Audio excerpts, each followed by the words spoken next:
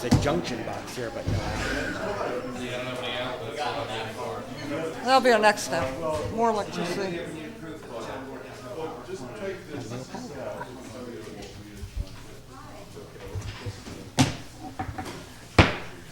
Kevin's microphone. We're going to stand for the pledge. Pledge of allegiance to the flag of the United States of America, to the republic for which it stands, one nation, under God, indivisible, liberty and justice for all. Can you guys turn on your microphones?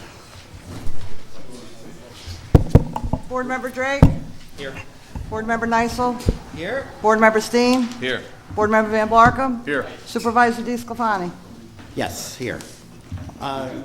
Before we go on anywhere, a bunch of us were talking about postponing this anyway to April, and anybody have a problem with that?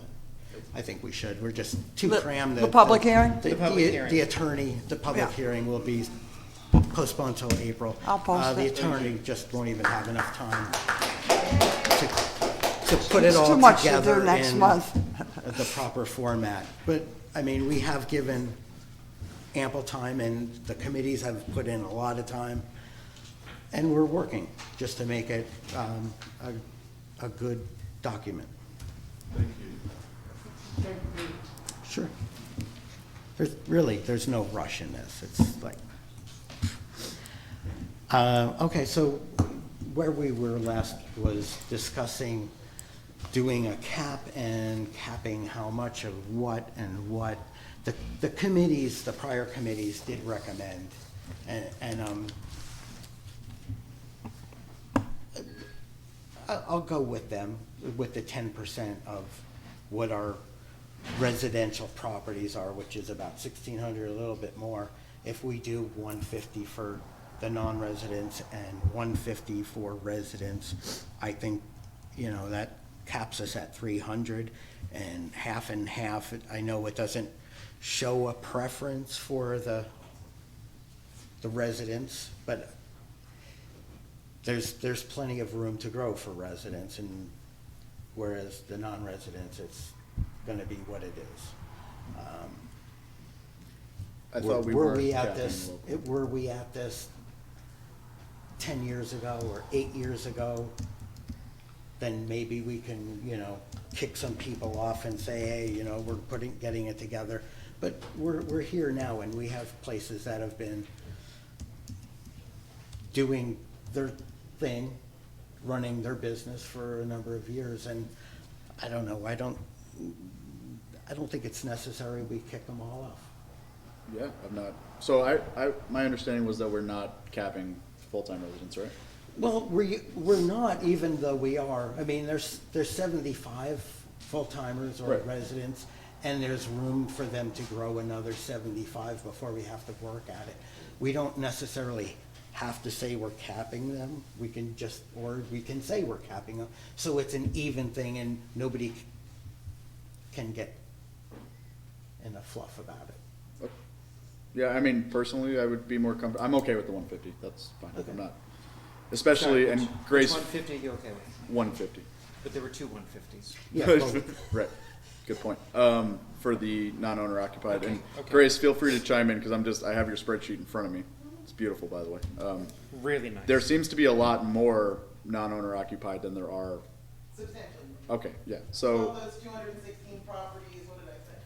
63 of them have local mailing addresses. It just means the zip code in Shandaken. right. And the rest of them are all in your mail out of Shandaken. Yeah, so that's a number I'm comfortable with. and that leads me to another point where in the law, we want to delineate who's local and who's not local, or who's a resident, who's not resident. And we could just say, you know, if your tax bill gets mailed to Shandaken, to a Shandaken address, you're a local, and if it gets mailed outside of Shandaken, then you're a non-local, or, you know, Yeah, a that non-primary. yeah, that aspect, at least for me, I'm not too worried about it. We've been dealing with it with voting for how long, you know? People switch their residences, it happens all the time, there's nothing illegal about it. Nothing we can do about Yeah, it, exactly. right. Kyle, you're right? Yeah.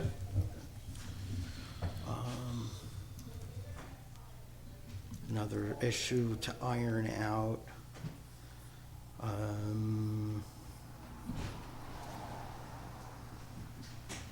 I, geez, those were the big issues. Were there any other big issues anybody else had? I mean, I wouldn't be adverse to charging non-residents a little bit more to make residents feel like they're getting a better deal. Go with a non-resident permit fee of $1,000.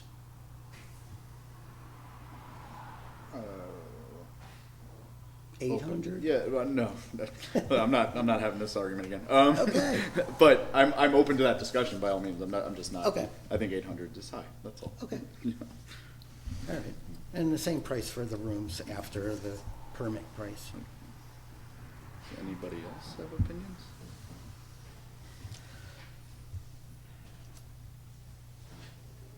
So that distinction in price is something that the lawyer was okay with. That was, I know that there was some initial concerns He's- about changing those. He was okay with it. He understood that people were using from out of town, they were using the place more as an investment place and not coming from, I live here and, So he considers that to be a sufficient rationale for the town. I mean, obviously, if it comes up, you have to defend it however, but right, that he felt comfortable that the town was in reasonably strong legal standing right, with that as its basis. right. Okay, all right, so having a distinction between those, a difference between those charges seems fine to me.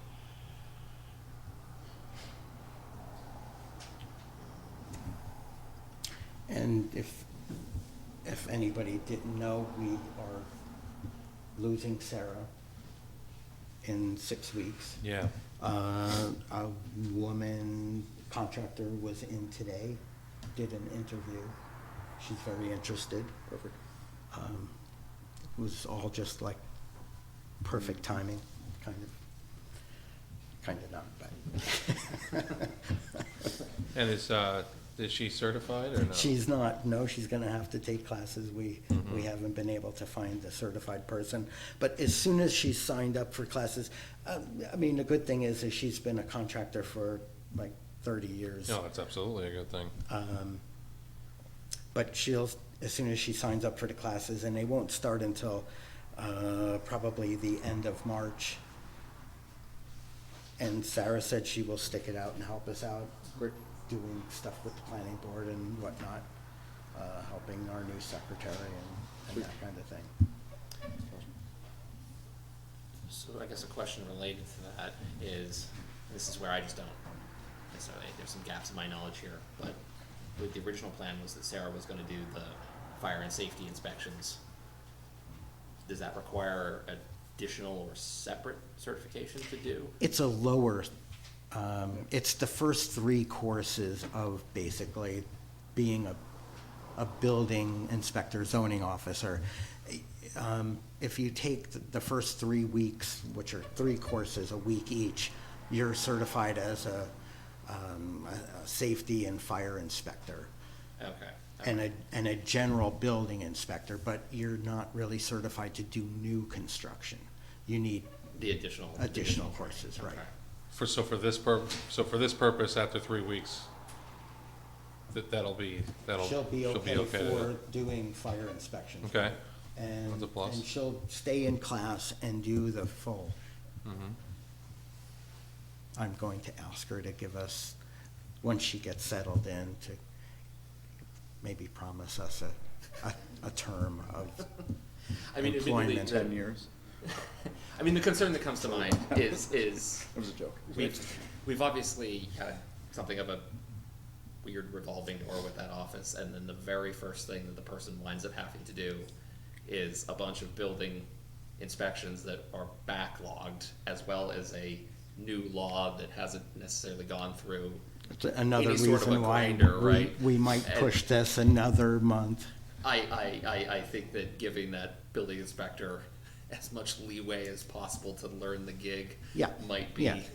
And we can bring in other building inspectors like Warren, and just give him a list of places that need to be inspected and, Is, in a I time recall frame at and the last meeting that Sarah had indicated perhaps trying to contract with Warren, the individual who, Yes. but, okay. yeah, he's I believe he available said to yes. do about 4 or 5 hours a week. Okay. Which covers driving from one side of town to the other. Yeah. Better than nothing, though. Oh, yeah. Yeah. Yeah.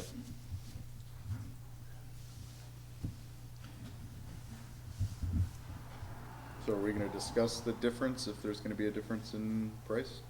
Or we just, No, I guess we should. yeah, Yeah, probably, yeah. We're here. I mean, all right, I'll start. I'm not comfortable going super high. I am open to the idea, but I think the highest you'd go is either like $100 more, like 600 for non-owner occupied or non-residents, or leave it 500 and drop down. That's just me, jumping off point. I'm willing to go as high as 1,000. You guys know that about me. I think they're the smallest places making about 30,000, and not that that's well, a ton of money. Sense dissent. For non-resident, you're talking about. For Yeah, non-resident, yeah. yeah. Can I ask a quick question? So we're still doing by bedroom? Plus the bedroom, right? The base Uh-huh. permit fee plus a bedroom.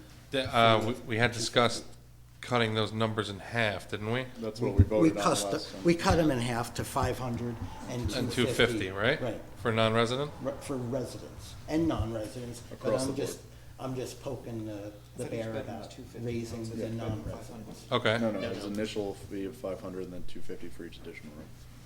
Do I have an out-of-date document? I was in my mailbox today.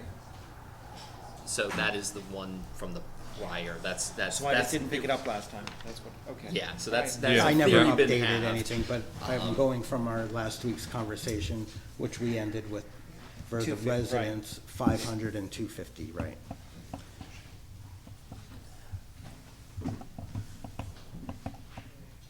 And I'm just wondering if you would be open to upping the non-residents, I mean, I'm all for, 800 or passing 1,000. additional costs on to the non-residents, but I wonder if, since it appears, according to spreadsheet a la Grace, that the vast majority of STR owners are in fact non-residents, that perhaps a slight bump to non-residents could also result in a slight reduction to residents. And I was totally against what you were talking about, but that's what I do. That is what you do. These things come to me, I'm not gonna keep them to myself. I mean, if we want to do something that benefits residents, and we're realizing that the bulk of these licenses are non-residents, if our bottom line stays in about the same place if we charge a little bit more to the non-residents and a little bit less to the residents. I'm like with Kevin, let's make it a small difference between the two of them, not a double, but and it's just something to put out there. We can all just say no. Well, I I'm wasn't good with thinking this. of raising the plus rooms rate. I was just Right. thinking of raising the permit. The And- base fee. And we base can fee, yeah. raise the non-residents, from 500 to 700, but leaving the residents at 500. I think it's a pretty fair.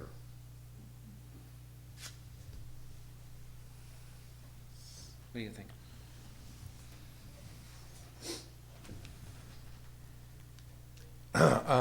So, I hate to backtrack, but the numbers that we're getting, we're doing what, half a year? Is that where we were coming from the last time? That's where we're getting the base numbers from? 50% occupancy rate is, I think. 50% occupancy rate? Now, is that as accurate as we can get? Because as most of these places, they're renting over the weekends, correct? It's not full-time during the, I'm not saying all, I'm not saying, but most, especially in, It's what Airbnb is touting. I mean, we don't have Cole, you had numbers from, Air DNA, Air DNA. which I think was.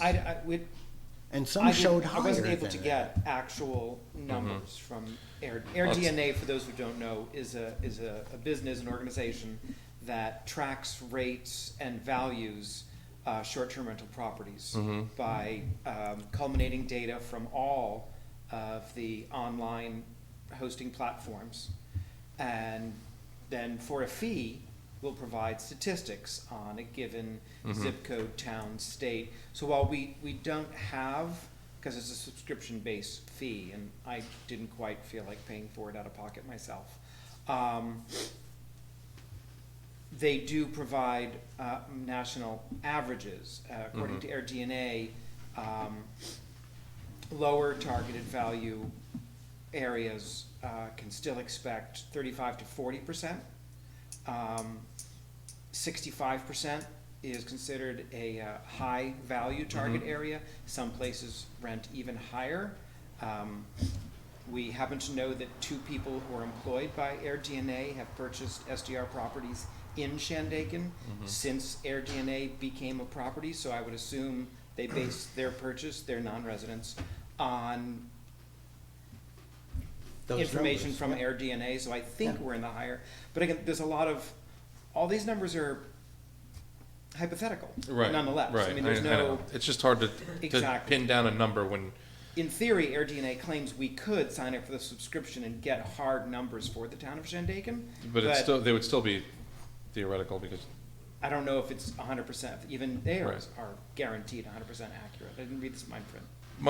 my personal opinion would be to nail down a number for non-residents and then give residents a break.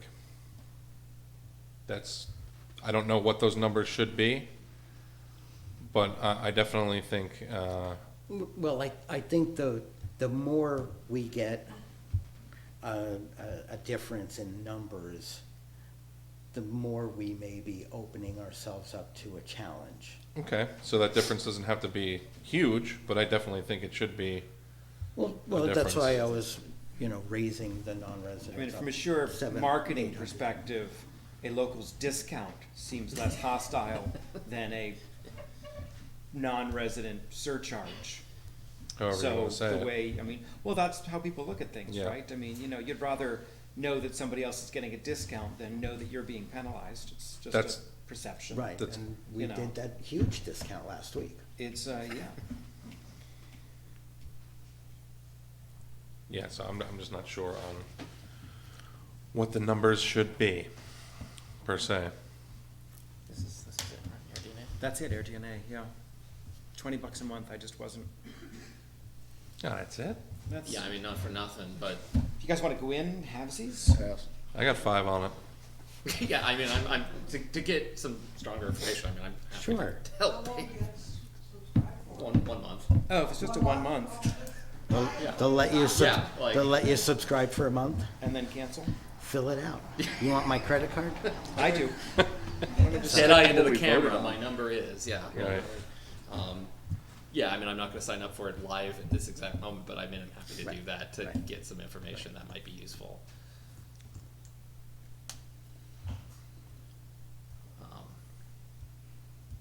Or we could just stick with what we voted on last week. I We would could. do that. Yeah.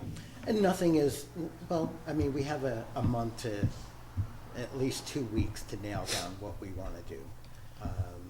It's a thought, I was good with those numbers. but they would stay those numbers for the So, residents. A question that I believe I know the answer to, but I think it's in effect worth having that kind of on the record of sorts. I've had some folks who have asked me whether it is possible for us to have, in effect, an occupancy tax roughly akin to what the county has of X percent. And I've worked under the understanding that that is not possible For a town. that the town cannot pass that sort of a law. Right. No. Now, you said small, so Well, I think some town, cities, Wallkill, for I think example. cities can do it. The village of Wallkill has a hotel tax, Okay. as does You said Woodbury. I believe. Woodbury Although I think they're a town of the I've- first class. I found a lot of towns in Orange and Columbia County that had taxes that are not, Wallkill's not significantly larger than us, are they? I don't think so. I assume they're a town of the second class. Same. Well, then you Is it based also on have to size? ask, okay, is it gonna be easier to fill out, you know, your income and then do a tax thing? And do you do that quarterly? I mean, It might not. we could break this permit fee up either biannually or quarterly if you think that, you know, $500 is a lot for somebody to shell out. That might help some people, yeah, actually, that's reasonable. I mean, so the sort of the basis behind that question, I believe, I'm extrapolating from folks who've spoken to me, but there are certainly some Airbnbs who will do it for a handful of weekends a year. And of course, they're not doing it full time, and so having a charge that isn't proportional to their business becomes a proportionally greater burden. Now, of course, the recognition is that perfect can't be the enemy of the good. That will always be true. But the one perk of sorts of a percentage-based approach, of course, is that it scales to the amount of business, whether that be in time or in size of building or anything else. And so the reason I bring that up is, again, I've worked under the assumption that that really was not a possible approach, either legally possible or functionally administratively possible. But I think it's, again, a reason I say that effectively in a public venue is simply so that we can say, if nothing else, that has been an approach that has been considered and has been declined either because it's not legally possible Not legally. or Right. it's not administratively viable. As far as I've looked, and I looked about a year ago, I saw no avenue for a town our size. And again, I've worked under that assumption, but I'm thinking that it might be worth pitching that to the lawyer and having that as a, if nothing else, a written statement so that we can say and show that we've done our due diligence in that regard. Sure. I could do that. I think it would just be helpful, because again, that's a, I think an honest proposal that I've received, and happy to bring forward. And if it's not viable, being able to indicate, well, it's not, and here's our Reason. justification, yeah. Yep.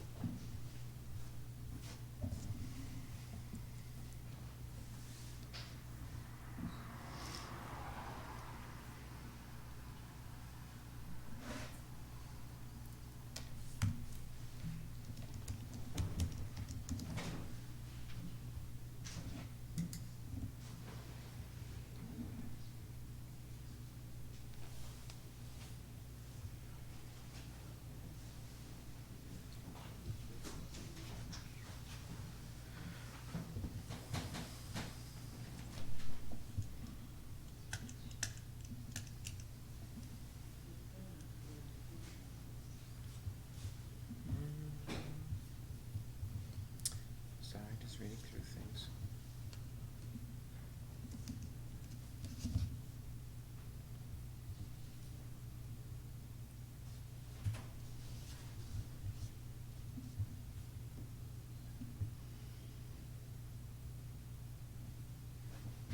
What are we Does doing? anybody wanna? What are we doing? Is the meeting over? Yeah, I'm just, Yeah, I mean, I'm going through my notes here. I mean, I Right. think we've addressed I think the we ones that were- addressed the most prominent, pertinent things. Anything else for you, Kyle? That, Yeah. the cap and the fee schedule is what I was looking at. We don't have to Right. nail it down now, but I think we should finalize this on the 14th, which is a Monday, in 2 weeks. Or is it 3 weeks? 2.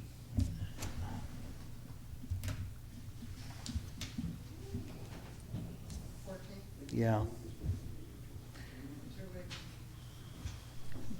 Meet up at 6 o'clock on that Monday, and we'll finalize it at the town board meeting to make that I meeting. am unavailable for 6, but I can try to be here.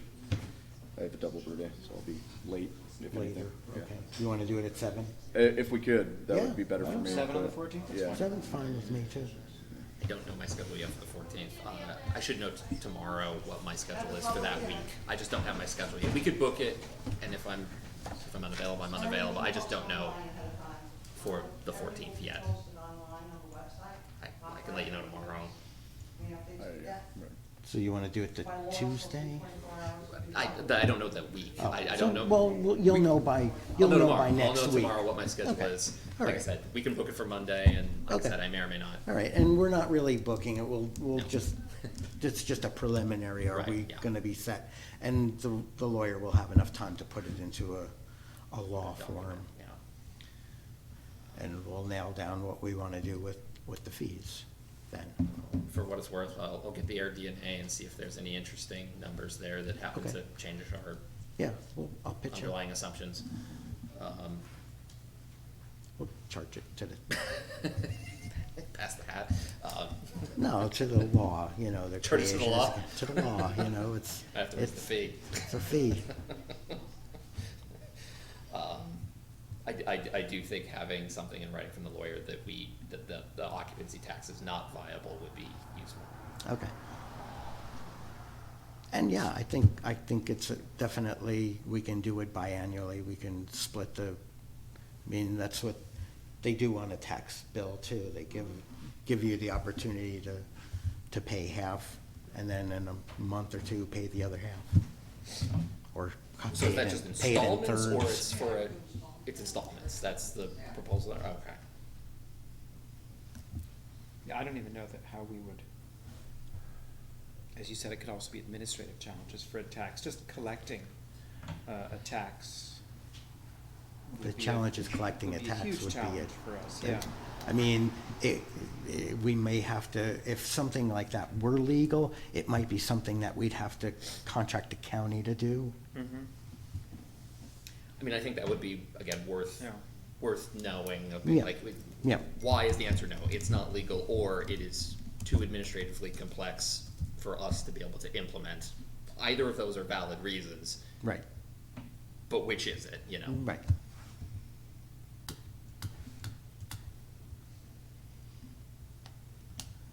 Okay. I think we can Make a motion to adjourn? make the motion to adjourn. Everybody, all in favor? All right. Okay. Adjourned. I'll be asking a few questions. Short comment. What was the 150 and 150 thing at the beginning? I heard mention of 150, 150 For permits. non-residents and 150 for residents, a cap, an overall cap. Okay, so it's two pools of permits. Okay. Right. May I speak just very quickly? It seems like you can't really do it this way around. You can't be looking at how much each of us is earning to be able to set fees. It seems pretty arbitrary what you're doing. And I have here the actual part of the law from the Local Government Handbook of New York State, which basically says local governments have some latitude in establishing user charges and fixing rates, although fees collected by local officials are often controlled by state law, blah, blah, blah. But it says that permit fees must be reasonably related to the cost to the municipality of the particular regulatory program. So the way to look at this by law is actually looking at what is this going to cost you to administer and doing it that way, not looking at, oh, can we tax the people, you know, how much, oh, $1,000 or $800, oh, no, such and such is earning this much. You know, it's very complex. But pretty much this is this, and Vivian actually spoke. Do you want to talk about your conversation with Dennis Doyle? Yeah, I spoke to Dennis Doyle once we saw this in the regulations, and I wanted him to confirm, is this what the county, the towns that are doing STR laws, are they abiding by that on principle? He said, yes, that actually is the practice that they go by, and STR fee schedule runs from 100 to, let me see what I've got exactly here. 100 to $500 on an annual basis licensing fee. That's the range of the county licensing for STRs. So, And no one is doing it by bedroom, so that's a total fee, whether you had three rentals under one permit or one. So the per bedroom thing is something that you guys have come up with. So I would ask as a citizen of the town, I'd like to see what your process is and what your recovery cost would be to manage this account, to see how that fee relates to the cost recovery that's outlined in the New York State handbook. Because otherwise, I would say, I'd like to see what fee you're gonna charge the other businesses in town that would be commensurate with the extra fee that you're charging us as hosts. And therefore, everybody pays and you guys can get whatever you need to have done. But it's not fair or particularly legal, certainly from my point of view, ethical, to have one segment of businesses in town pay a fee that develops a profit for the town when the other businesses don't. I'm sure other small businesses are struggling too, like a lot of us are. But why do you think you could charge this much higher fee above your cost recovery, and you're not charging other businesses? Do you really think that's fair? Why can't we assess a tax? I do. So in the last draft, I read that you were. The last draft was an old draft, and Okay. we've changed it a lot. So is it still prohibited any alternative structures like tents and? Yeah, we're RVs? striking that out of the whole conversation. Alright, good. No, you're- Can I ask a few questions? Yes. Okay, so the first is, well, I want to thank you guys. I know this is a tedious process and you're putting a lot into it, so thank you. I got a trial subscription to airbnb.org a few months ago for visit code 12464. I haven't really had a need for it because business is so flat, and FYI, it goes by last year's occupancy, not the current. But as a public service, Robert, since I know Robert very well, I will give him my password information and you guys don't have to pay for it. And I'm not really using it, and that's fine with me. It's not Appreciate it. up to the minute though, and just so you sitting up there know, it's a sluggish year. I think it personally may have a lot to do, for the people doing this. Everything's flat, business-wise, rental-wise. I think it has something to do with people jumping on planes now to warm places because they hadn't been for 2 years. But this year isn't looking great so far. Ski season and March is a disaster.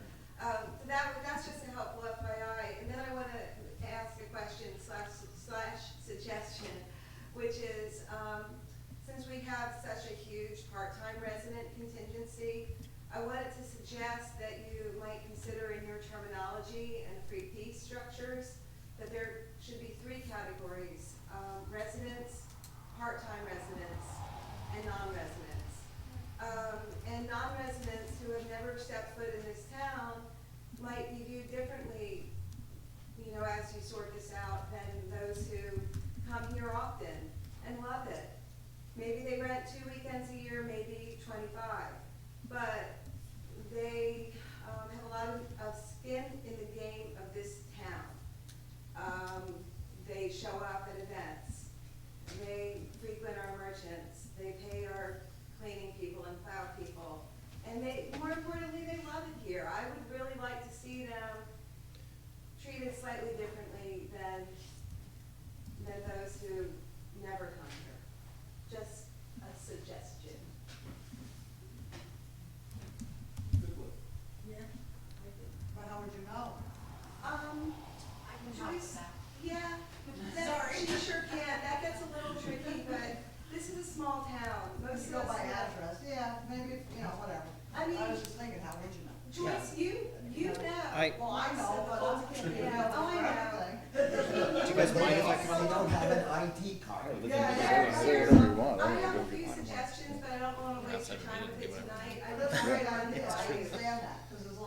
Roberta? Roberta and Amy, can I comment on Roberta would know? I totally agree, she would know. She's been my source for several pieces of information ever since I've moved here. Roberta knowing is not a legally enforceable. We declare you a part-time resident because Roberta says so. We talked a lot about this exact thing that Amy is mentioning here in the STR committee. We can classify STRs based on the number of nights they rent in a given year. That's unenforceable. It's untrackable. You can say, well, everyone knows. It's like, well, you're X'd out in Airbnb and your driveway was full. Oh, those are my cousins. They aren't. Those are my cousins. Those aren't paying guests. I mean, it's absolutely untrackable to have this subset of STR owners who only do it part-time. It becomes a, come on in here, tell us you're part-time, we'll give you a discount. Who's not going to come take the discount? Ellie, you know what, there may be some ways, there just might be. Before you outrule it completely, can I make some suggestions offline, as they say? Sure. Okay, Can you email them to me? for sure. That'd be great. Thank you. Yeah, even people who do the part-time, oh, I'm only gonna rent it out for a month. How do we know? And then it changes to they need a different license 6 months in. Right. We report to the county, like, quarterly, honestly, those of us who are registered with the county. Based on Some of you. the huge differences between Grace's list, common knowledge in the town, and the list the county gave us, I would suggest that the county's reporting is not accurate.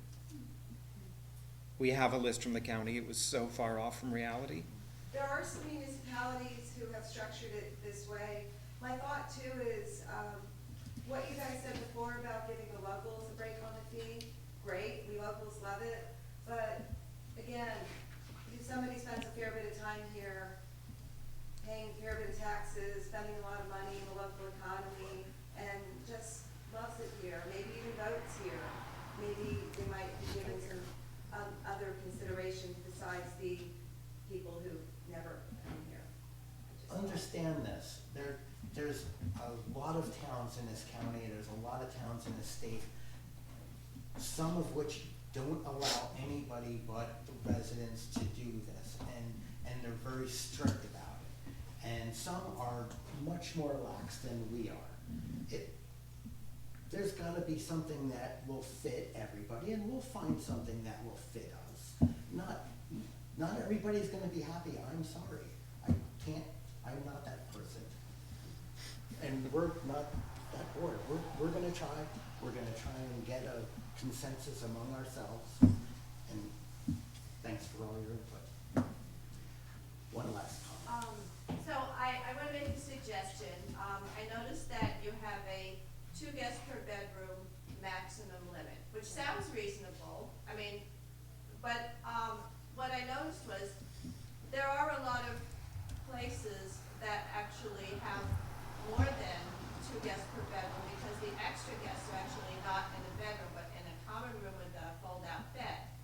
So I'd like to have that as maybe 2 extra guests after the 2 guests per bedroom, or something like 1 extra bed. You know, it's just something that actually puts in the law the option to have a fold-out bed in the common area, because it makes a difference. I don't think we're planning on going in Yeah, that number and comes seeing from a zoning couch code. that folds out into So- a bed and freaking out about Nobody- it or yeah. closing you down. Yeah, what I'm thinking is though, on the listing, Right, that number was you pulled from have zoning code, wasn't it? how many guests. The number of people You in will bedrooms have, is pulled so from you're zoning gonna have code. more guests. It's a per- basic building. Uh-huh. Right? It's just a basic building code, Yeah, that's, nomenclature that 2 people per bedroom, and, sure, 3 or 4 could be in a bedroom, we don't really care. yeah, that number was, with the committee, that number was pulled from the zoning code of the town of Shandaken. So I don't think And it's anybody's gonna break everybody's. down the door and shut you down for letting someone sleep on the couch. I stay on the couch all the time. You know, it's, I don't think that's something you should be concerned about, yeah, I don't. Okay, I'm just wondering if somebody's looking at your listing and they know you have 1 bedroom and you say up to 4 guests. I don't think anybody's gonna look at the listing, there's not even It's Well, hardly and we- gonna be somebody who's gonna be there to look at the listing, let alone. I think the idea is when, during a fire inspection that, Listing. you know, if during a fire inspection, if the person walks into the room and there's 7 bedrooms in one room, or 7 beds in one room, rather. And no. That's the no kind of thing window that would, to yeah. escape out of. Yeah. Yeah, That's the big thing. that's a reasonable consideration. And it would be reasonable to assume that a family with 2 children would stay in a 1-bedroom with a pull-out couch, because we don't count children under 16 as occupants. They're not people. So that, they're not people. Cool. Well, thank you all for your comments. Have a good night.